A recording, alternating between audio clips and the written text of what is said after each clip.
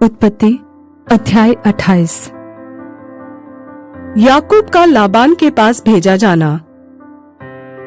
तब इसहाक ने याकूब को बुलाकर आशीर्वाद दिया और आज्ञा दी, तू किसी कनानी लड़की को न ब्याह लेना। पद्दनराम में अपने नाना बतूएल के घर जाकर वहां अपने मामा लाबान की एक बेटी को ब्याह लेना। सर्वशक्तिमान परमेश्वर तुझे आशीष दे और फलवंत करके बढ़ाए, और तू राज्य राज्य की मंडली का मूल हो। वह तुझे और तेरे वंश को भी अब्राहम की सी आशीष दे कि तू यह देश जिसमें तू परदेशी होकर रहता है और जिसे परमेश्वर ने अब्राहम को दिया था, उसका अधिकारी हो जाए। तब इसहाक ने याकूब को विदा किया और वह पद्दनराम को अरामी बतूएल के पुत्र लाबान के पास चला, जो याकूब और एसाव की माता रिबका का भाई था। एसाव का इश्माएल की बेटी महलत से ब्याह।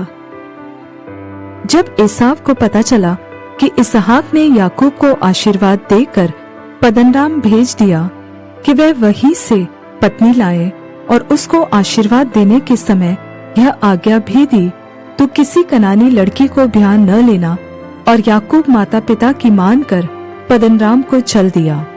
तब एसाव यह सब देखकर और यह भी सोचकर कि कनानी लड़कियां मेरे पिता इसहाक को बुरी लगती हैं, अब्राहम के पुत्र इश्माएल के पास गया और इश्माएल की बेटी महलत को, जो नबायोत की बहन थी, ब्याह कर अपनी पत्नियों में मिला लिया।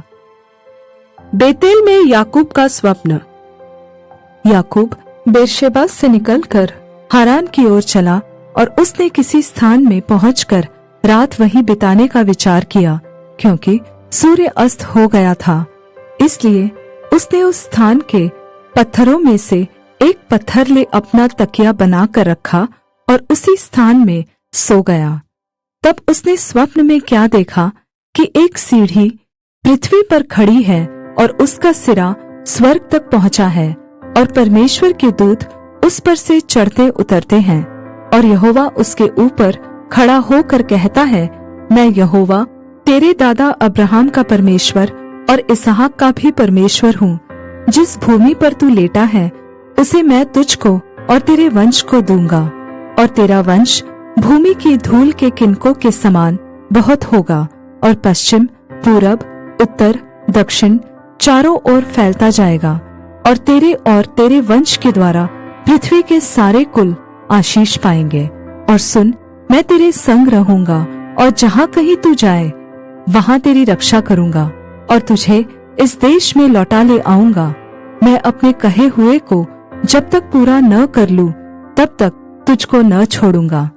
तब याकूब जाग उठा और कहने लगा, निश्चय इस स्थान में यहोवा है, और मैं इस बात को न जानता था। और भय खाकर उसने कहा, यह स्थान क्या ही भयानक है, यह तो परमेश्वर के भवन को छोड़ और कुछ नहीं हो सकता, वरन यह स्वर्ग का फाटक ही होगा।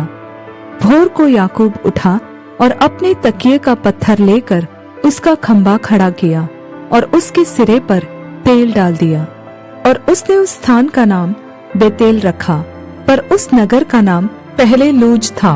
याकूब ने यह मन्नत मानी, यदि परमेश्वर मेरे संग रहकर इस यात्रा में मेरी रक्षा करे और मुझे खाने के लिए रोटी और पहनने के लिए कपड़ा दे, और मैं अपने पिता के घर में कुशल क्षेम से लौट आऊं, तो यहोवा मेरा परमेश्वर ठहरेगा, और यह पत्थर जिसका मैंने खंभा खड़ा किया है परमेश्वर का भवन ठहरेगा, और जो कुछ तू मुझे दे उसका दशमांश मैं अवश्य ही तुझे दिया करूंगा।